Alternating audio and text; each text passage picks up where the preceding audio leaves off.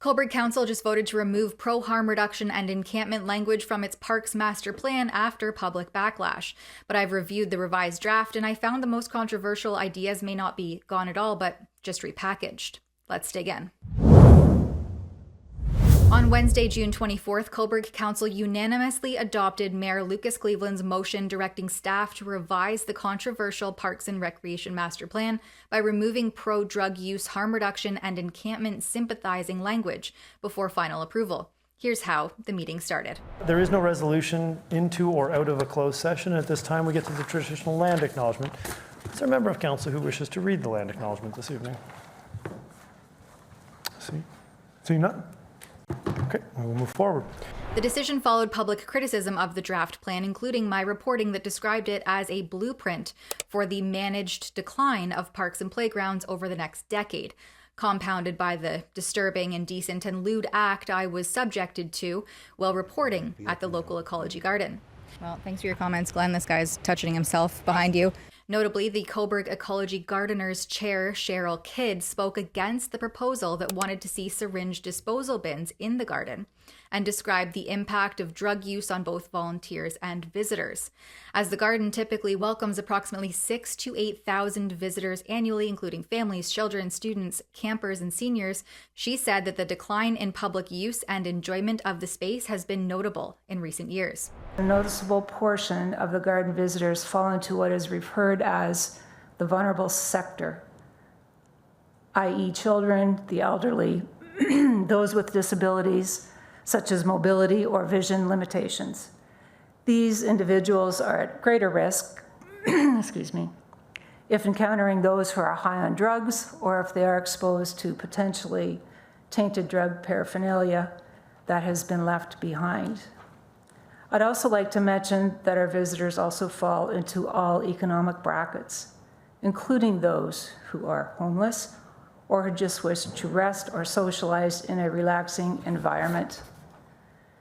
We ecology gardeners treat these individuals with the same respect we show to all other visitors. We ask that Council demonstrate the same respect and concern for garden visitors and volunteers' safety by directing staff to remove language from the draft Parks and Recreation Master Plan that gives the impression that drug users are encouraged to come to the Cobourg Ecology Garden. There's a vast difference between an open, unmonitored environment, such as the garden, and a controlled, monitored environment, such as libraries, which the draft Parks and Recreation Master Plan mentions as an example of successful use of disposal bins. In the case of libraries, staff and patrons would notice if the bins were full, if a sharp was not fully inserted in a bin, or if someone was trying to break into the bin. There would also be a ready available method for reporting these situations and procedures in place to properly dispose of the contents of these bins. None of this would be true for a setting such as the Ecology Garden, which is unmonitored and would have no reporting or disposable procedures in place. As a result, syringe disposal bins would create risks for both visitors and drug users. Ms. Kidd outlined the risks of an unmonitored needle disposal bin, including accidental needle prick injuries and tampering, while highlighting the safety concerns volunteers and visitors have faced at the Ecology Garden the last few years. We have found used syringes and other drug paraphernalia in the gazebo area near the West End shed. In these cases, we phoned the police to dispose of the items. Secondly, there have been a number of times when volunteers have arrived at the garden with the intention of working on their garden beds, but have heard aggressive yelling and sounded like it could escalate. In these cases, volunteers left and were concerned about returning. Thirdly, volunteers have witnessed folks who are either sleeping or passed out, in other words, motionless, on the benches or in the gazebo. On at least one occasion, paramedics were called and a gentleman was taken away by ambulance. As a result of these situations, some of our members already feel unsafe working in the garden. Should these cases increase due to the draft Parks and Recreation Master Plan's encouragement of drug use in the Ecology Garden, there's a significant risk that volunteer gardeners will resign, and our community group will no longer have enough members to continue maintaining the garden. This would be a financial impact for taxpayers. That financial impact could be significant. Ms. Kidd said volunteers contribute approximately 1,400 hours annually, equivalent to about 8 months of full-time work.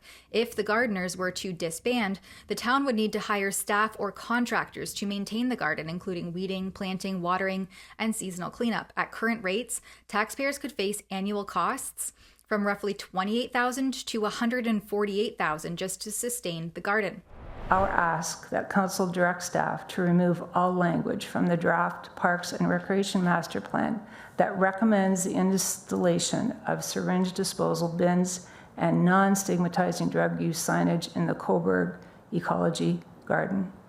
The updated draft submitted on June 19th makes some surface level changes to the controversial safety enforcement and vulnerable populations sections that drew criticism from residents and Mayor Cleveland, but leaves many of the underlying concerns unresolved.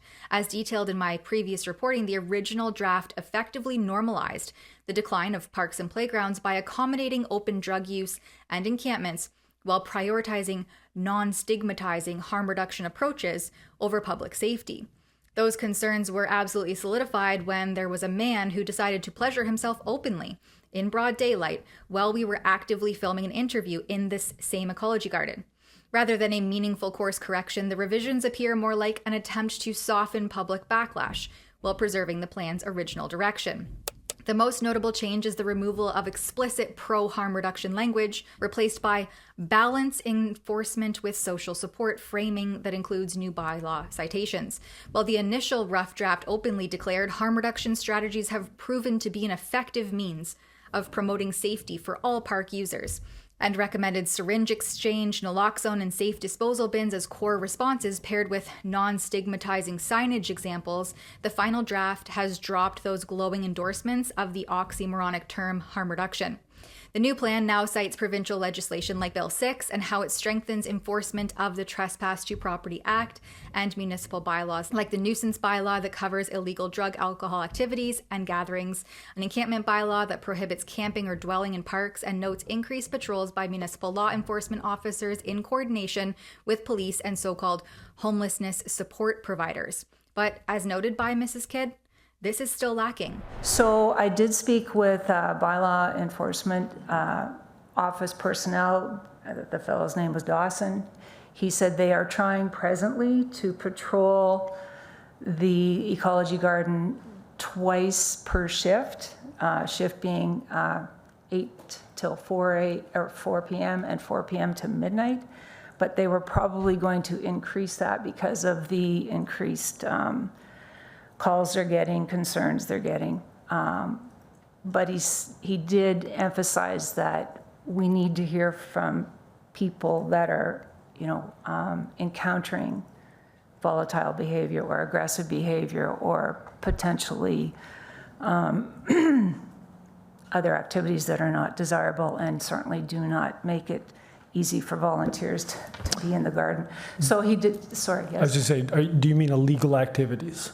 Yes. Yeah, okay, let's just put a name to it. You're talking Yes. about the fact that illegal activities are happening. Yes. And, Well, we believe that. I mean, yeah, I'm down there every day too. we Sorry to have interrupt. certainly found drug paraphernalia.